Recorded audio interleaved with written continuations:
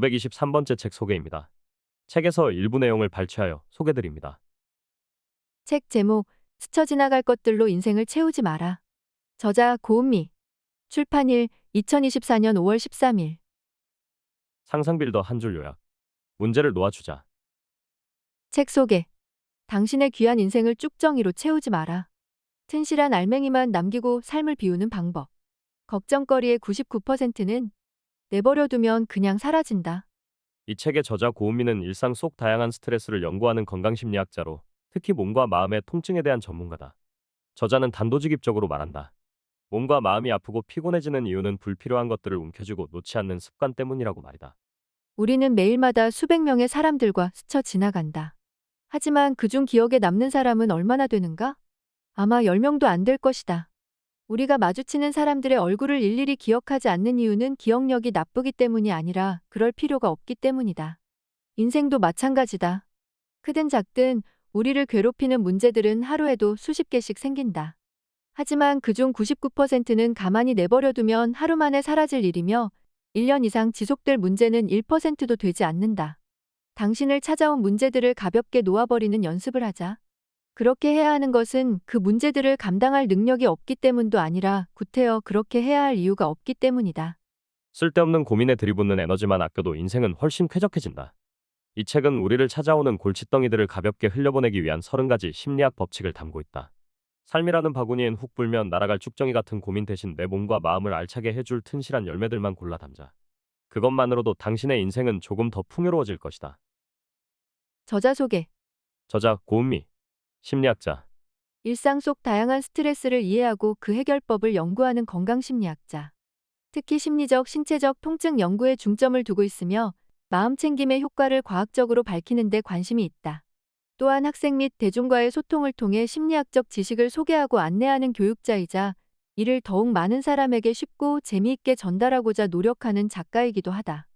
연세대학교를 졸업하고 덕성여자대학교 대학원에서 심리학 석사 및 박사학위를 취득했다. 덕성여자대학교, 장안대학교, 강남대학교 대학원 외래교수를 역임했다. 미국 심리학회 덕성여자대학교 공로상을 수상했으며 현재 한국연구재단 연구교수와 덕성여자대학교 웰빙 건강심리센터 수석연구원을 겸임하고 있다.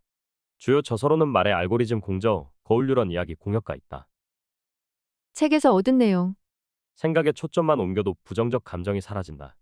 왜 인생은 이다지도 힘들고 피곤할 걸까? 왜 긍정적인 감정은 잠깐이고 부정적인 감정은 꼬리에 꼬리를 물고 찾아올까? 몸과 마음의 스트레스를 연구하는 건강심리학자인 저자는 다양한 심리학자들의 흥미로운 실험 사례를 설명하며 그 비밀을 밝혀준다. 당신만 그런 것이 아니라 사람 마음이라는 게 원래 그렇다고 말이다. 사람은 부정적 감정에 민감하다. 한번 우울한 기분이 들면 계속 곱씹게 되며 심지어 과거의 실수까지 끌어와 후회한다. 이는 원시시대 인류로부터 유전되어 내려온 자연스러운 생존의 본능이다. 부정적 정보에 민감해야 위험을 더 빨리 감지할 수 있고 위험한 상황에서 더 빨리 벗어나야 생존할 수 있는 가능성이 더 컸기 때문이다. 그런데 현대인은 원시인처럼 부정적 정보에 민감해하지 않아도 된다. 주변에서 어슬렁거리는 맹수도 사라졌고 갑작스러운 폭우나 산사태에도 잘 대비되어 있기 때문이다. 근데도 부정적 감정이 찾아온다면 저자는 생각의 초점을 나에서 사건으로 옮기라고 말한다. 안 좋은 사건을 자꾸 나와 관련시켜 생각하다 보면 나에 대한 자책, 후회, 원망이 생긴다. 하지만 아무리 안 좋은 사건이라도 사건 자체에 집중하게 되면 해결책을 고민하게 된다. 이처럼 생각의 초점을 어디에 두느냐에 따라 부정적 감정은 나를 괴롭히는 불쏘시개가 될 수도 있고 실패를 딛고 성장하는 장작이 될 수도 있다. 분노가 지속되는 시간은 고작 90초에 불과하다. 사람과 사람 사이에는 사랑과 행복도 싹트지만 불만과 원망도 싹튼다. 부모와 자식 사이, 연인이나 친구 사이에서도 마찬가지다. 그럴 때 우리는 이렇게 말한다. 아, 진짜 왜 저래? 우리가 습관처럼 내뱉는 바로 이 말 안에 상대에게 부정적 감정이 생기는 원인과 문제를 해결할 열쇠가 숨어 있다. 우리가 누군가에게 실망하고 누군가에 대한 분노로 괴로워하는 근본적인 이유는 바로 상대가 나쁜 짓을 해서가 아니라 상대방의 행동을 이해할 수 없어서다. 저자는 질문하기를 통하여 인간관계 대부분의 문제를 해결할 수 있다고 조언한다. 중요한 것은 상대에게 질문하는 것이 아니라 나에게 질문해야 한다는 것이다. 저 사람 왜 저래? 라고 묻는 게 아니라 나는 왜 화가 났을까? 라고 질문해야 한다. 질문의 대상을 바꾸는 것만으로도 자연스럽게 부정적 감정의 대상이 사람에서 상황으로 바뀐다. 그러면 문제를 더욱 객관적으로 바라볼 수 있고 타오르던 분노도 사그라들어 침착해진다. 심리학 연구에 따르면 분노가 지속되는 시간은 고작 90초에 불과하다고 한다. 이 90초 동안 어떤 질문을 던지는지에 따라 관계는 더욱 돈독해질 수도 있고 파탄에 이를 수도 있다. 이 책과 함께 날뛰는 감정에 휩쓸리지 않는 댐을 세워보자. 어려운 일도 작게 쪼개면 쉬워진다. 하루 일과 중 가장 많이 하는 생각이 무엇인가? 혹시 피곤해, 집에 가고 싶다, 하기 싫다는 아닌가? 만약 그렇다면 당신은 무기력 모드에 들어가 있는 셈이다. 그런데 흥미로운 사실은 정말로 무기력해서 앓는 소리가 나오는 게 아니라 앓는 소리를 하기 때문에 뇌가 무기력 모드로 바뀐다는 것이다. 자꾸 무기력한 소리가 나오는 이유는 너무 많은 일을 한꺼번에 하려 들기 때문이다. 목표를 크게 잡을수록, 즉 현재 내 상태와 목표 사이 거리가 멀면 멀수록 다 못하면 어떡하지? 라는 막연한 불안감이 고개를 든다. 그 불안감을 잊어버리고자 우린 포기할래, 하기 싫다, 라며 회피하게 되고 이는 결국 무기력으로 이어진다. 정말 하기 싫은 게 아니라 실패할까봐 고개를 돌리는 것이다. 즉 무기력은 일시적인 착각에 불과하다. 저자는 이런 무기력을 훌을 털어버릴 비법을 소개한다. 바로 큰 목표에 이르는 행동을 작게 쪼개는 것이다. 한 발짝만으로 10m를 나아갈 수는 없다. 하지만 10m를 10발짝에 가겠다고 생각하면 쉬워지고 20발짝으로 늘리면 더 쉬워진다. 이처럼 큰 일을 한꺼번에 할 생각을 버리고 눈앞의 작은 일에 정신을 집중해보자. 이 책에 담긴 30가지 심리 법칙과 함께라면 더 좋은 인생을 향한 작고도 위대한 한 발짝을 뗄 수 있을 것이다. 머리말. 덧셈보다 뺄셈을 잘할 때 인생은 풍요해진다. 얼마 전 부모님 댁에 창고 정리를 도와드리던 중 아주 흥미로운 물건을 발견했다. 그것은 바로 20여 년 전에 썼던 일기였다. 먼지를 닦고 펼쳐보니 기억에서 지워져 낯설면서도 내 것임이 분명한 글씨들이 페이지마다 빼곡하게 말라붙어 있었다. 대청소를 마치고 휴식을 취하며 옛날 일기장을 천천히 읽어보았다. 기뻤던 일이나 자랑스러웠던 일은 물론 슬펐던 일이나 부끄러웠던 일까지 세세하게 적혀 있어 오랜 세월 동안 희미하게 바랜 기억이 새록새록 떠올랐다. 재밌는 점은 그런 기억이 떠오르는 동안 내 감정이 고요함과 차분함을 유지했다는 사실이다. 분명 일기를 쓸 당시에는 마음고생이 심한 나머지 눈물까지 뚝뚝 떨구곤 했는데 말이다. 20여 년이나 지났으니 당연한 얘기처럼 들릴 수도 있겠다. 그러나 실은 이 안에 인간 마음의 근본적인 법칙이 담겨 있다. 바로 감정의 지속 시간은 그리 길지 않다는 것이다. 강렬한 감정이 솟아오를 때 우리 몸에선 호흡이 거칠어지거나 심장이 빨리 뛰는 등 변화가 일어난다. 가끔은 땀도 난다. 이러한 반응은 신체의 활동성을 높인다. 한마디로 감정은 눈앞의 상황에 즉각적으로 대처하기 위한 비상 대응 모드 스위치 같은 것으로 신체 또한 이에 반응하는 것이다. 그러나 상황은 시시각각 변한다. 가슴을 먹먹하게 만들고 숨쉬기조차 힘들게 만들었던 감정도 하룻밤 자고 나면 조금씩 잦아들고 며칠을 더 지나면 사그라들고 몇 주가 지나면 마침내 언제 그랬냐는 듯이 사라지고 만다. 일기를 읽을수록 이 사실을 점점 더 또렷하게 확인할 수 있었다. 친구에게 느낀 서운함을 절대로 잊지 않을 거라고 다짐했건만 이틀 만에 마음이 풀려 함께 놀러 다닌 적도 있었고 엄청나게 불안해했던 일이 막상 닥치니까 별것 아니었던 적도 있었다. 일기장을 덮으며 나는 두 가지를 느꼈다. 첫째, 무엇이 중요한 일이고 아닌지는 그 순간에 모른다. 둘째, 긴 호흡으로 보면 무조건 나쁜 일도 무조건 좋은 일도 없다. 그냥 다가왔다가 지나갈 뿐이다. 물론 지금 당장 그 사실을 깨닫기는 쉽지 않다.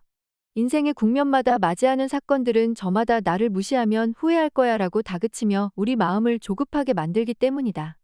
그러나 그중 정말로 중요한 일은 손에 꼽을 정도로 적다. 어쩌면 그 손에 꼽을 정도로 중요한 일조차 다시 몇 년이 지나면 아무 일도 아니게 될지 모를 일이다.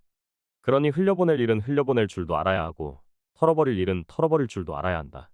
이 사실을 깨닫지 못하고 모든 감정을 짊어지려 했다간 마음은 균형을 잃고 무너진다. 마음에 병이 생기는 이유다. 그렇다면 마음의 균형을 잡기 위해선 어떻게 해야 할까? 답은 간단하다. 나를 찾아온 고민을 꼭 쥐고 있지 말고 가만히 놓아주면 된다. 뭘 더 먹을지가 아니라 뭘 안 먹을지부터 생각하셔야죠. 건강 문제로 찾은 병원에서 좋아지려면 무엇을 먹어야 할까요? 라고 묻자 의사는 이렇게 대답했다. 몸에 좋다고 해서 가리지 않고 많이 먹으려는 과욕이 오히려 영양 균형을 무너뜨리고 건강을 해친다는 의미였다. 병원을 나서 일상으로 돌아온 뒤에도 의사의 한마디가 마음속을 떠나지 않았다. 어디 먹는 것뿐이라. 지금 우리가 사는 세상은 입는 것, 사는 것, 보는 것, 하는 것에 이르기까지 꼭 해야 할 일로 넘쳐나지 않던가. 여행지에 가면 꼭 명소에 들러서 인증샷을 찍어야 하고 요즘 유행이라는 영화나 드라마는 꼭 봐야 하고 계절마다 예쁘다는 옷은 꼭 사야 하든 말이다. 그런데 정작 그런 식의 생활이 나를 정말로 기쁘게 해준 적이 있던가? 아니, 전혀 그렇지 않았다.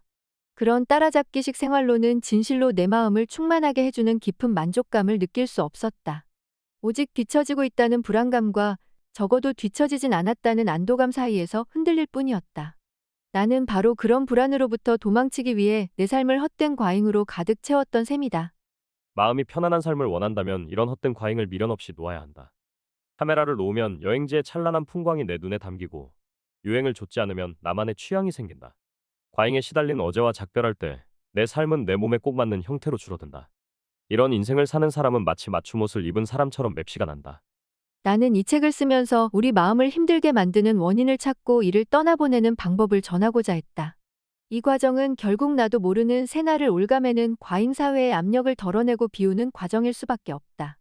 이를 위해 책에서는 자존감, 인간관계, 업무, 일상, 앞으로의 인생이라는 5가지 주제에 걸쳐 쓸데없는 생각들로 가득 찬 마음을 비우는 데 필요한 심리학 법칙을 소개하고 있다. 뭔가를 꼭 해결해야 한다는 압박에 불안하고 심장이 쿵쾅거릴 때 그것이 머지않아 지나가 버릴 일에 불과하다는 사실을 깨닫는다면 허둥대는 마음을 편안하게 진정시키고 따스하게 다독일 수 있을 것이다. 물론 한 사람 한 사람 삶의 모습이 다르듯 각자에게 필요한 삶의 기준도 다를 수밖에 없다. 그러니 여기 쓰인 내용을 그대로 따르라고는 말하지 않겠다. 하지만 이 책을 읽다가 자신과 비슷한 상황을 마주한다면 한 번쯤 따라 해보기를 권하고 싶다. 인간의 고민은 세세한 부분은 다를지언정 큰 틀에서는 누구나 비슷하기 때문이다. 당신을 괴롭히는 바로 그 문제 때문에 나 또한 오래도록 고민했다. 내 고민의 흔적이 여러분에게도 도움이 되리라 믿는다. 독자 여러분이 이 책에 담긴 내용을 자기 삶에 맞게끔 덜어내고 더하며 인생을 꾸려나갈 자신만의 기준을 세울 수 있다면 더 바랄 것이 없으리라. 만약 그렇지 않더라도 내가 좌충우돌한 모습을 읽으며 쓰디쓴 인생에 한 줄기 미소를 지을 수 있다면 그것으로도 이 책의 소임은 충분히 다한 셈이 되겠다. 이 책의 마지막 장을 덮을 즈음엔 부디 우리 모두의 인생이 조금 더 알차고 가벼워질 수 있기를 진심으로 바란다.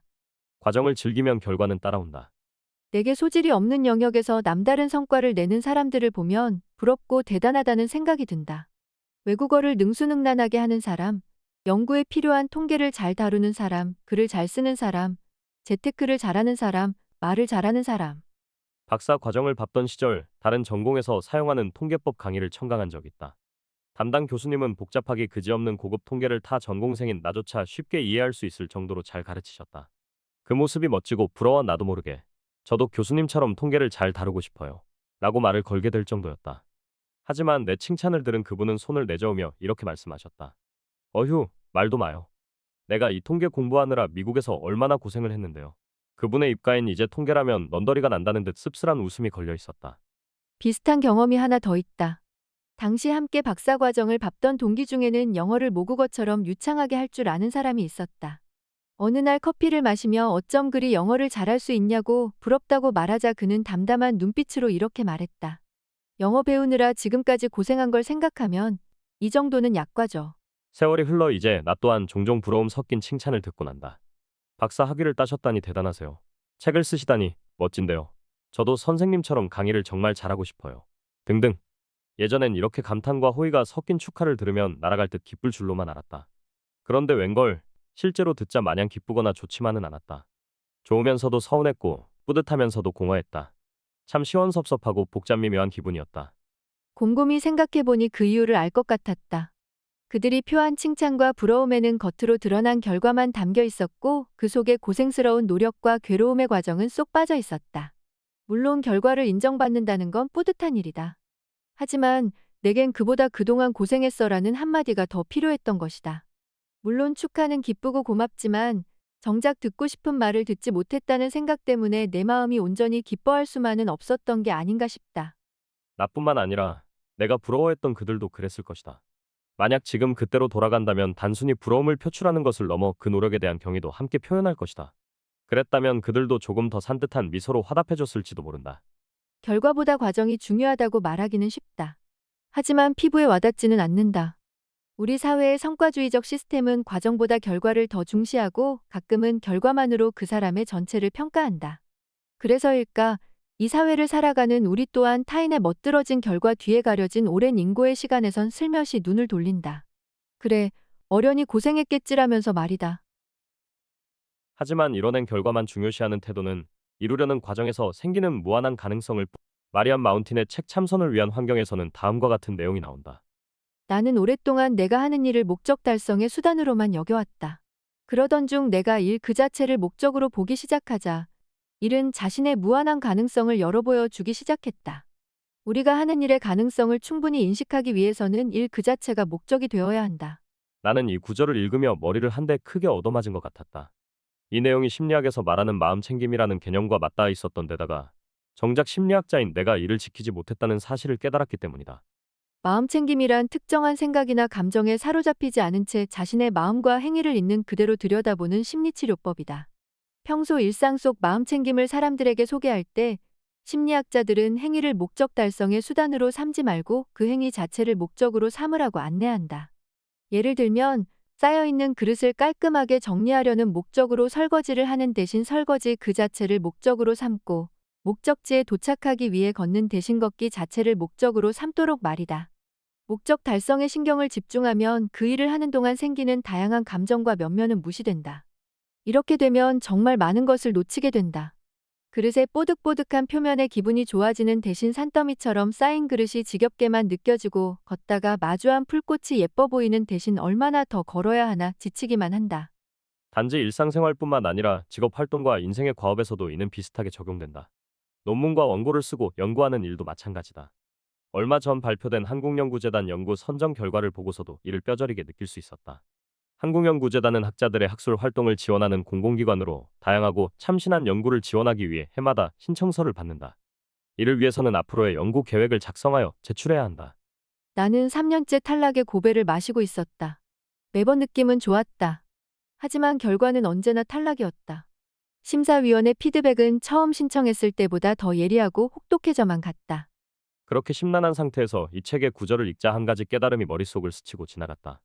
나는 연구 계획서를 작성하는 것 그 자체가 아니라 합격만 바라보고 연구 계획서를 작성했구나 하는 사실 말이다. 마리안 마운틴의 이야기는 그런 나를 호되게 꾸짖는 죽비 같았다.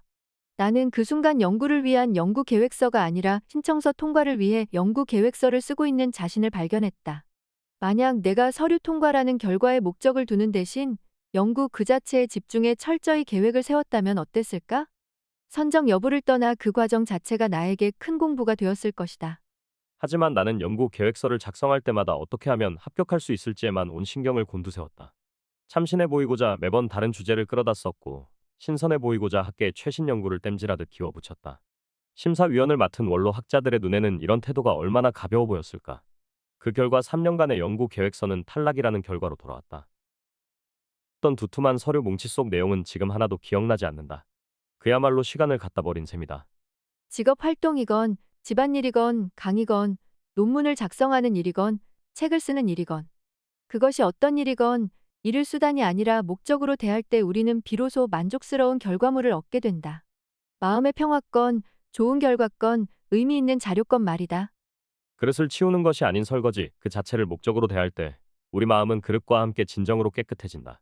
서류 통과가 아닌 연구 그 자체를 목적으로 볼 때 연구 계획서를 쓰느라 들인 노력은 선정 여부와 무관하게 다양한 영역에서 사용할 수 있는 걸음이 된다. 책을 쓰는 것도 마찬가지다.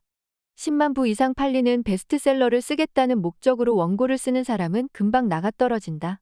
하지만 자신의 진솔한 이야기를 전하고자 펜을 든 사람은 막을 수 없다. 그는 결과에 초연한 마음으로 한자 한자 써 내려갈 힘을 갖게 된다. 사람들은 그런 진심을 귀신같이 알아본다. 과정 없이 목적만 지향하는 삶은 스포일러만 듣고 영화를 다 봤다고 생각하는 주인공과 함께 웃고 우는 경험 없이 오로지 결말만을 알았다고 해서 그가 영화를 즐겼다고 할 수 있을까?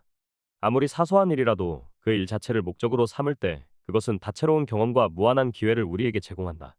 그리고 바로 이것이 우리 삶의 스토리를 더욱 풍성하게 만들어줄 열쇠다. 실패는 끝이 아니라 시작이다. 혹시 공모전에 지원해 본 적 있는가? 논문이나 연구 제안서를 쓰는 일도 이와 비슷하다. 오랜 시간 동안 머리를 쥐어뜯으며 아이디어를 내고 서류를 작성해 제출한다. 그리고 논문이 채택되었다거나 제안서가 선정되었다는 소식을 기다린다. 하지만 실제로 선정 연락이 오는 일은 매우 드물다. 내 메일함에 쌓인 거절 메일만 모아도 책 한 권이 나올 것이다. 그런데 여기다 소금을 뿌리는 과정이 한 번 더 있다. 바로 심사위원들이 작성한 심사 의견서를 읽어야 한다는 것이다. 거기엔 내가 왜 떨어졌는지를 설명해주는 예리한 분석이 가득하다. 물론 친절한 조언을 받을 때도 있지만 대개 피드백은 신랄하고 날카롭다. 머리로는 안다. 학회지에는 내 논문 말고도 투고되는 논문들이 넘쳐나고 한정된 지원금을 얻기 위해 수많은 연구자가 몰려든다는 사실을. 그러니 당연히 채택될 확률이 낮을 수밖에 없다는 사실을. 그렇지만 거절은 언제 겪으나 쓰라리다. 이쯤이면 익숙해질 만도 한데 아직도 거절 메일을 받으면 무덤덤해지기는커녕 몸과 마음이 흔들리는 듯하다. 내가 보기엔 거절을 통보받았을 때 심리적 반응은 죽음을 받아들이는 심리적 반응과 꽤 비슷한 것 같다. 죽음과 임종 연구의 권위자인 엘리자베스 퀴블러 로스는 인간이 자신이나 주변인의 죽음을 받아들이는 과정을 5단계로 구분했다. 첫 번째 단계는 부정이다. 이럴 리 없어. 뭔가 잘못된 게 분명해라며 메일 내용을 몇 번이나 확인한다. 하지만 그런다고 거절당한 사실이 달라지는 것은 아니다. 그러면 두 번째 단계인 분노가 찾아온다. 내 노력을 알아주지 않은 심사위원들에게 마구 화를 내며 분노를 퍼붓는 것이다. 분노가 잦아들고 나면 세 번째 단계인 협상이 시작된다. 역시 끝까지 꼼꼼히 볼 걸, 그것만 고쳤으면 괜찮았을 텐데라며 속으로 타협을 시도한다. 물론 그런다고 달라지는 건 없지만 말이다. 그 다음 네 번째 단계는 우울이다. 난 가망이 없어. 연구자 실격이야. 논문을 쓰면 뭐하나. 앞으로 몇 번을 내도 똑같을 텐데라며 깊은 절망감에 젖는다. 우울이 지나고 나면 드디어 마지막 다섯 번째 단계인 수용의 차례다. 이때는 거절을 있는 그대로 인정하는 단계다.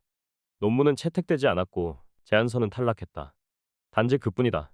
내가 해야 할 일은 피드백을 받아들여 더 좋은 글을 쓰는 것이다. 반려된 서류를 다시 들여다보며 부족한 부분을 고치고 다음 연구를 계획한다. 이로써 나는 거절에서 의미를 찾고 다시 희망을 품을 수 있다.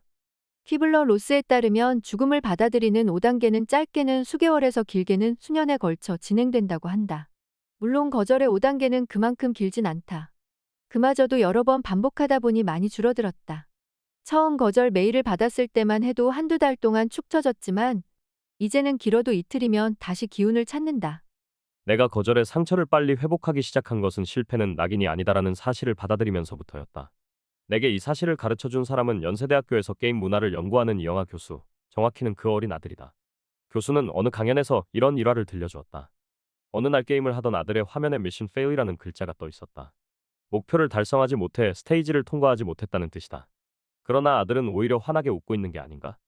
의아해진 교수는 아들에게 물어보았다. 아들, 미션 페일이 무슨 뜻인지 알아? 응, 실패라는 뜻이야.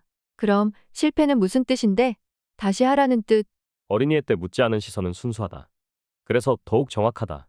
생각해보면 내 논문과 연구 제안서를 거절한 심사위원들도 똑같이 말하고 있었다. 이 부분이 부족하니 고쳐서 다시 도전하세요. 나에게 가망이 없다느니, 연구자 실격이라느니 폭언을 퍼부었던 건 심사위원들이 아니었다. 다름 아닌 나 자신이었다. 한 번의 실패는 한 번의 실패일 뿐 그 이상도 이하도 아니다. 실패를 지울 수 없는 낙인처럼 받아들이거나 혹은 나라는 인간에 대한 부정으로 받아들이기 시작하면 절대로 분노와 우울의 터널을 빠져나올 수 없다. 자신이 마주한 실패의 크기를 정확히 인식할 때 비로소 수용의 단계로 통하는 문이 열린다. 나도, 당신도 살면서 셀 수 없이 많은 도전의 순간을 맞이할 것이다. 그 중에는 다른 사람의 마음을 얻어야 하는 일도 많다. 이력서를 들고 꿈꾸던 직장의 문을 두드릴 수도 있고, 좋아하게 된 상대방에게 떨리는 고백을 건네야 할 수도 있다. 그런데 이런 도전은 언제나 실패할 가능성을 품고 있다. 결국 우리는 언젠가 실패를 마주할 수밖에 없다. 분위기 좋게 면접까지 봤는데 떨어질 수도 있고, 어렵게 건넨 진심이 매몰차게 외면받을 수도 있다. 하지만 그것이 당신이라는 인간 전체를 부정한 것은 아니다. 당신은 여전히 가치 있고 소중하다. 다만 마음대로 되지 않은 일이 하나 생겼을 뿐이다. 이를 게임 끝으로 받아들일 것인가? 아니면 새로운 기회로 받아들일 것인가? 이는 전적으로 당신 손에 달려 있다. 불필요한 연락처는 그때그때 지운다. 미국의 작가 헨리 데이비드 소로우의 에세이즈 월든에는 이런 내용이 나온다. 옷이든 친구든 새로운 것을 장만하려고 애쓰지 말자. 낡은 옷을 고쳐 입자. 오랜 친구에게로 돌아가자. 물질 과잉, 정보 과잉의 시대에 사는 우리에게 꼭 필요한 가르침이 아닐 수 없다. 관심을 기울이고 표현하지 않는 관계는 결국 서서히 빛을 잃고 꺼져버린다. 관계는 먼지가 앉지 않도록 꾸준히 안부를 묻고 관심을 표현할 때에야 유지되고 빛이 난다. 사람과의 관계든 물건과의 관계든 마찬가지다. 당신의 덤바의 수는 얼마인가? 이를 확인하는 방법은 간단하다. 저장된 연락처나 카카오톡 친구의 목록을 훑어보며 간추리는 것이다. 만약 상대의 이름을 보았을 때 흐뭇한 기분보다 피곤하다는 생각이 먼저 든다면 정리가 필요한 시점이다. 목록에 저장된 번호를 보며 기분이 좋아지는 사람, 혹은 꼭 남겨놓고 싶은 사람 순으로 정리해보자. 그게 어렵다면 반대로 저장만 해놓고 한 번도 연락해 본 적 없는 사람을 추려서 지워보자. 나중에 필요해지면 어떡하지 하는 걱정은 접어도 된다. 실제로 지워보니 꼭 필요한 사람일 경우 어떻게든 연락이 된다. 이렇게 인간관계를 정제했다면 잘 가꾸고 소중히 관리하자. 맛없는 음식으로 배만 부르는 것보단 질 좋고 맛있는 음식으로 적당히 먹는 게 더욱 기분 좋듯이 인간관계도 양보다는 질이 중요하다. 관계 맺는 사람의 수가 적더라도 정이 깊은 관계를 끈끈하게 유지할 때 당신의 인간관계 스트레스는 줄어들고 기쁨은 오래갈 것이다. 단번에 하려 하면 아무것도 못한다. 국내에는 쓰기의 감각이라는 제목으로 소개된 책 Bird by Bird의 작가 앤나 모트는 책에서 자신의 오빠가 10살 때 있었던 일을 회상한다. 학교에서 과제로 새에 대한 보고서를 써오라며 3개월의 시간을 주었는데 오빠는 마감 하루 전날까지 한 줄도 써놓지 않았다고 한다. 제출해야 하는 날짜가 다음 날로 다가왔는데도 한 마리도 그리지 못한 오빠는 어찌할 줄 모른 채 울음이 터지기 직전이었다. 그때 아버지가 오빠에게 다가가 이렇게 이야기했다고 한다. 하나씩 하나씩, 새 한 마리 한 마리 차근차근 처리하면 돼. 울음을 그친 오빠는 아버지의 말대로 한 마리씩 새를 그려나갔고 마침내 과제를 완성할 수 있었다. 앤 라모트는 글쓰기도 마찬가지라고 말한다. 책 한 권의 완성을 위해서는 결국 한 단어씩, 한 문장씩 쓰는 수밖에 없고 그렇게 쓰다 보면 언젠가는 완성된다고 말이다. 책 제목이 Bird by Bird, 새 한 마리씩인 이유다. 앞이 캄캄한 밤길을 운전해서 무사히 목적지에 도달할 수 있는 유일한 방법은 전조등이 비추는 거리만큼 운전해 나가는 것이다. 아무것도 보이지 않는다고 멈추어 있으면 목적지까지 갈 수 없다. 목적지는 생각하되 당장 눈앞에 보이는 불빛을 따라 조금씩이라도 움직여야 목적지에 무사히 도착할 수 있다. 그러니 목표는 크게 잡되 목표에 이르기 위한 행동은 작게 쪼개야 한다. 한꺼번에 이룰 생각, 단번에 이룰 생각 대신 지금 당장 할 수 있는 한 가지의 시선을 고정시키고 움직이는 것이다. 그래야 한 걸음이라도 앞으로 나아갈 수 있다.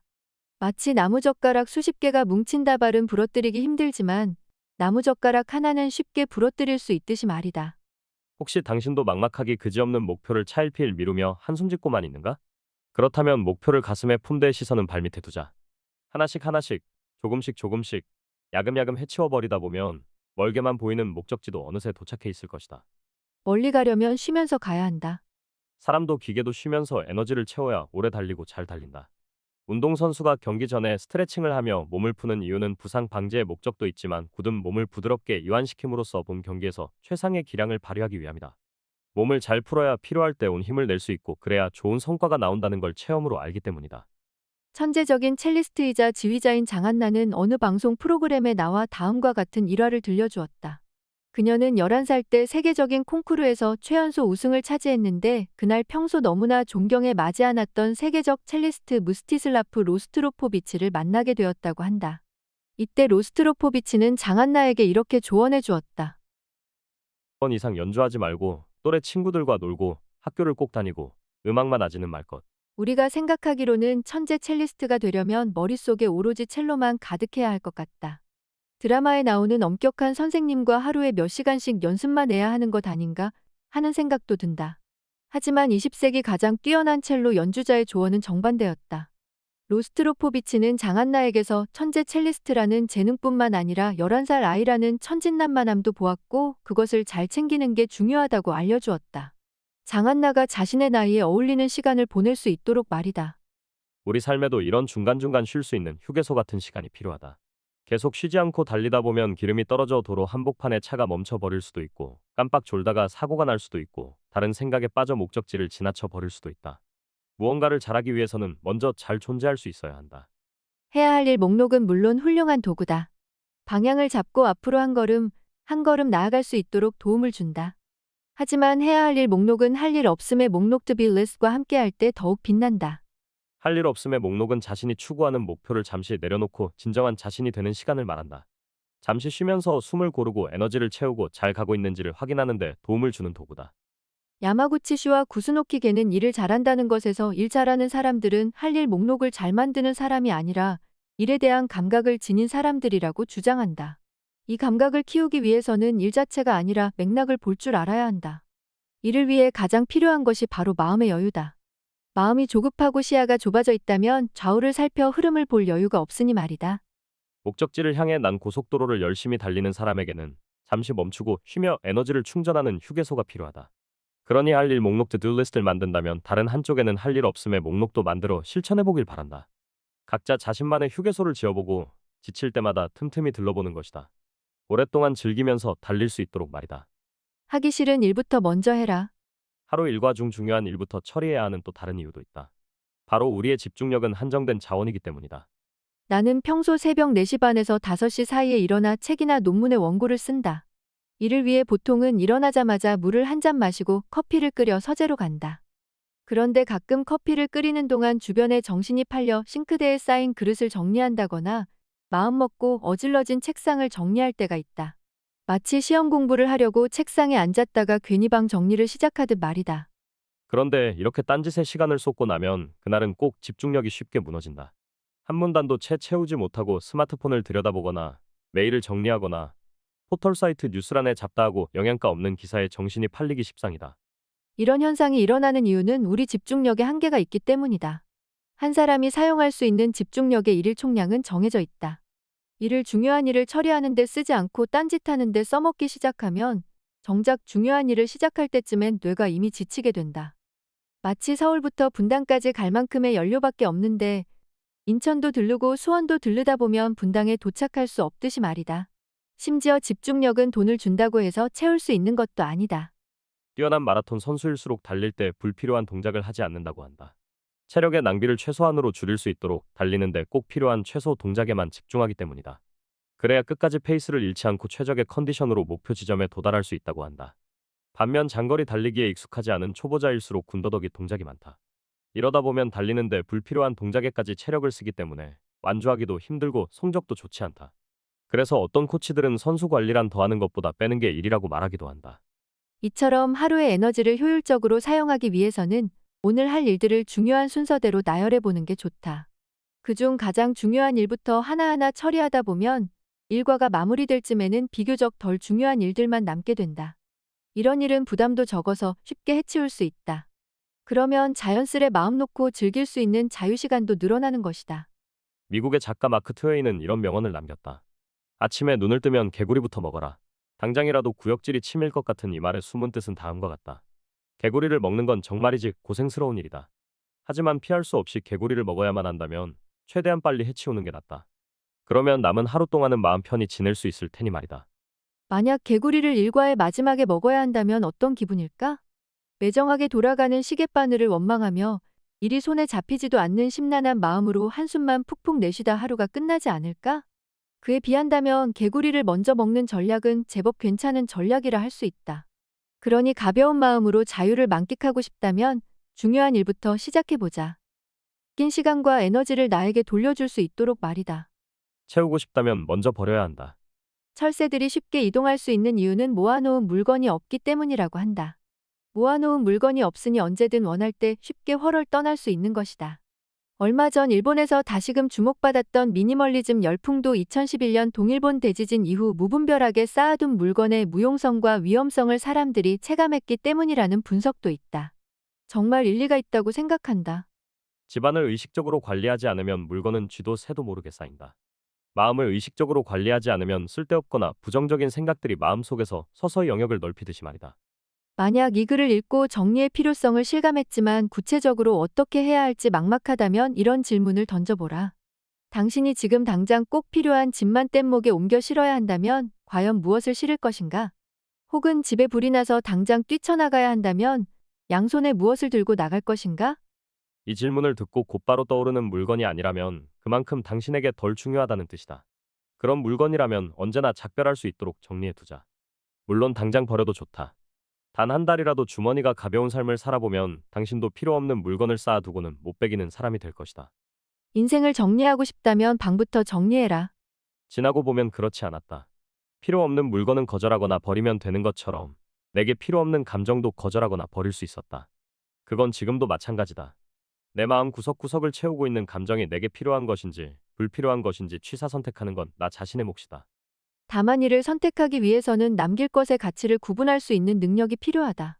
즉 자신만의 기준이 있어야 한다. 그게 없으면 물건을 버리지 못하고 계속 쌓아둘 뿐이다. 마음도 마찬가지다.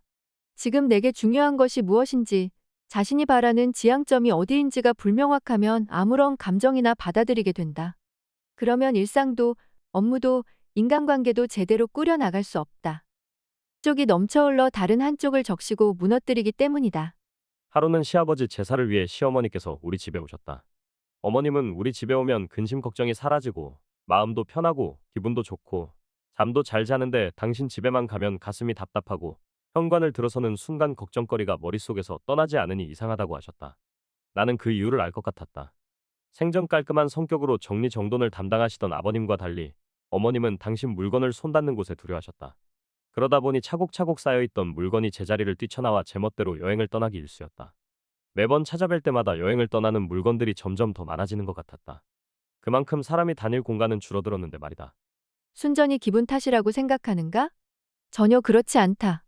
사람은 너무 넓은 공간에서 두려움을 느끼기도 하지만 너무 좁고 오밀조밀한 공간에서 스트레스를 받기도 한다. 미국의 동물행동학자 좀비 카루니 쥐를 대상으로 진행한 연구에 따르면 같은 크기의 공간일지라도 개체 간 밀도에 따라 쥐들의 반응은 달랐다. 개체 간 밀도가 낮은 공간의 쥐들은 건강도 좋고 서로 사이좋게 지냈지만 밀도가 높은 공간의 쥐들은 그렇지 않았다. 자신의 영역이 줄어들수록 쥐들의 스트레스 수준은 높아졌고 서로 싸우는 횟수도 늘어났다. 심지어 면역력까지 떨어지면서 쉽게 병에 걸렸고 결국 몇몇 쥐들은 죽기까지 했다. 이 실험을 우리가 사는 집과 그 안에 있는 물건에 적용해보자. 문제는 집의 넓이가 아니다. 바로 물건의 양과 밀도다. 다시 한번 내 주변을 둘러싼 물건들을 둘러보자. 이 중 내가 기꺼이 선택한 것들은 얼마나 되고 마지못해 떠맡은 것들은 얼마나 되는가? 자리만 차지할 뿐 실은 쓸모없는 물건들이 많다면 당신이 선택할 용기를 제대로 발휘하지 못했다는 뜻이다. 선택을 내릴 용기가 있을 때 우리는 상황을 통제하는 힘을 갖는다. 물건이든 감정이든 정말 필요한 것을 선택하고 필요 없는 것을 버릴 수 있을 때 우리는 비로소 스스로 일어설 힘을 갖게 된다. 지금껏 필요 없는 것들에 내주던 공간을 되찾아보자. 필요한 순간 꼭 필요한 것들을 그 자리에 놓을 수 있도록 말이다. 자신감의 크기가 내 미래의 크기다. 내가 일하는 학교 캠퍼스 안에는 비둘기, 까치, 고양이들이 산다. 주변에 먹을 것이 풍부해서인지 다들 털에 윤기가 흐른다. 학교 안에 돌아다니는 까치들은 덩치가 하도 커서 이것은 까치인가 닭인가 헷갈린다는 의미를 담아 까치달구로도 불린다. 우스운 별명이지만 살기 좋은 환경에서 지내니 다행이다 싶다. 싫어하는 사람보다 보살피고 예뻐해 주고 먹을 것을 챙겨주는 사람들이 더 많으니까 말이다. 하지만 도심 한복판에 사는 동물들의 사정은 정반대다. 꾀죄죄한 몰골로 사람들의 눈치를 보며 먹을 것을 찾아 쓰레기를 뒤지는 비둘기와 고양이, 벌레 한 마리 없을 것 같은 마른 흙을 쪼고 있는 까치들을 보면 언제나 마음이 아프다. 그럴 때마다 학교에 사는 동물들이 떠오르면서 더 좋은 곳에서 편안히 살지 못하는 이 녀석들에게 안타까운 마음이 들기도 한다. 얼마 전 유시와의 마음 챙김에 시라는 시집을 우연히 얻었다. 무심결에 책을 펼쳤다가 책에 소개된 새와 나라는 시에 시선이 꽂혔다. 시는 묻는다. 세상 어느 곳으로도 날아갈 수 있는 새들이 왜 항상 한 곳에 머물러 있는 것일까? 시는 답을 주는 대신 이렇게 끝을 맺는다. 그러다가 문득 나 자신에게도 같은 질문을 던진다. 이 마지막 문장을 읽는데 순간 머리가 멍해지더니 눈물이 차올랐다. 나 또한 도심의 새를 보며 시인과 같은 궁금증을 품은 적이 있다. 하지만 시인과는 달리 나는 그 의문점의 방향을 나에게로 돌리지는 못했다. 그저 그들이 왜 떠나지 못하는지, 왜 변화하지 못하는지, 왜 더러운 땅을 버리지 못하는지 안타깝고 때로는 한심하다고 생각했었다. 그런데 정작 그 모습이 바로 내 모습이라는 걸 시를 통해 직면한 것이다. 왜 우리는 떠나지 못할까? 가장 큰 이유는 두려움 때문일 것이다. 내가 가보지 않은 길에 대한 두려움, 실패할지도 모른다는 두려움, 망신당할지도 모른다는 두려움, 쫄딱 망할지도 모른다는 두려움, 혹은 죽을지도 모른다는 두려움이 보이지 않는 족쇄가 되어 스스로를 가두기 때문이다. 내 인생이 멀리 헐헐 날아가지 못하게 말이다. 그런데 이는 사실 과장된 두려움이다. 살면서 원하는 것을 모두 이룰 수는 없겠지만 불가능한 것보다는 가능한 것들이 훨씬 많다. 전 세계 희망의 아이콘들이 이를 증명하지 않는가. 사지가 마비되는 루게릭병을 이겨내고 물리학의 역사에 이름을 남긴 스티븐 호킹이나 불우한 어린 시절을 이겨내고 미국에서 가장 사랑받는 방송인이 된 오프라 윈프리 같은 사람들 말이다. 하지만 우리는 어떤가? 무엇을 할 수 있는지보다 무엇을 할 수 없는지에 더 집중하지 않았던가? 자신을 더 멀리 나아가지 못하게 옥죄는 마음의 족쇄들을 떠올려보자. 가능하면 직접 눈으로 볼 수 있도록 종이나 메모장에 적어보기를 바란다. 그래야 그 실체가 더욱 분명하게 드러나기 때문이다. 현재 나를 나아가지 못하게 하는 족쇄들을 적어보니 이런 것들이다. 난 새벽 3시에는 절대로 일어날 수 없어. 내 연구 실적으로는 전임 교수 지원은 힘들어. 해외 연구실에서 경험을 쌓고 싶지만 지금 영어 실력으로는 면접도 제대로 못 보고 떨어질 게 분명해. 세계 6대 마라톤에 도전해 보고 싶은데 지금 체력으로는 불가능할 거야. 이런 상황에서 우리는 셋 중 하나를 선택한다. 첫째 선택은 족쇄를 인정하고 포기하는 것이다. 그래 맞아. 어차피 나는 못하는 일이야라면서 말이다. 두 번째 선택은 자신을 비난하는 것이다. 도대체 난 왜 이 모양인 거야? 라는 울분을 쏟아내며 자신을 책망하고 멋지게 해내는 타인을 부러워한다.